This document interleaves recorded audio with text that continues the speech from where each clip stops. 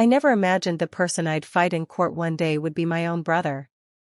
My name is Elena, I'm 29 years old, and for the last 5 years I had been saving every possible penny I could manage. Not for travel or a car, but for something far more important, my mother's surgery. She had a rare autoimmune condition, and the only clinic that treated it effectively was expensive and not fully covered by insurance. The total cost was around $55,000. I took extra shifts, lived frugally, even sold my old jewelry.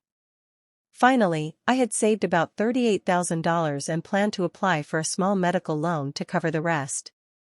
I have 2 older brothers. The middle one, Sean, was always supportive and kind. But the eldest, David, was different. He was 33, irresponsible, and always in debt. Gambling, shady business deals, always chasing a shortcut to success. My mother still loved him fiercely and constantly gave him chance after chance. I was used to him borrowing money, but I never dreamed he could take something this big. One weekend, I took my mother to a consultation appointment out of town, leaving David in the house. He said he'd watch the dogs for us. I didn't think twice about it. When we returned 2 days later, everything seemed normal. Until I logged into my account to pay a deposit for the surgery schedule. $38,000 gone. All of it. At first I thought there must have been fraud. I called the bank in a panic. They told me the money had been transferred to an account with my brother David's name on it. My heart dropped into my stomach. When I confronted him, he actually laughed. "You act like I killed someone," he said. "I needed the money. I'll pay it back eventually. Chill out. Family helps family." I could barely speak. I asked him what he even did with it. He said he invested in a crypto trading system and paid off some gambling debts. He actually had the nerve to say, "You should be thanking me. If my investment hits, I'll make us both rich. Mom can have a gold-plated surgery." I told him to leave the house immediately and that I was calling the police. He called me ungrateful and immature. When I called the police, my mother begged me to stop. She cried and said, "Please, he's your brother, he made a mistake, let him fix it quietly." But I was done sacrificing everything for someone who never thought about us. The next day, I filed a police report. David denied everything until the bank records came out. Then he changed his story. She said I could borrow it.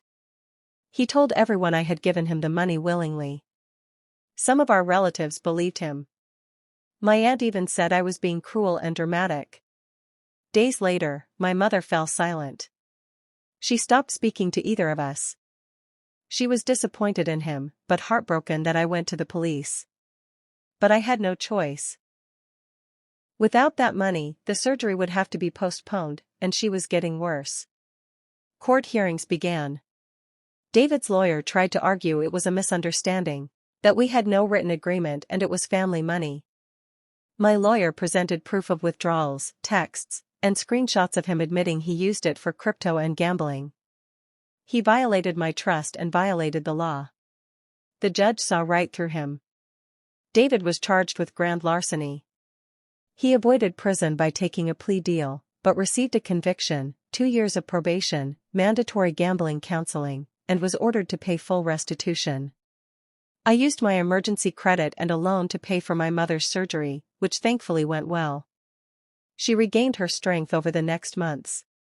She still wished the family could just forgive and reunite, but I saw it differently. Forgiveness without consequences only enables betrayal.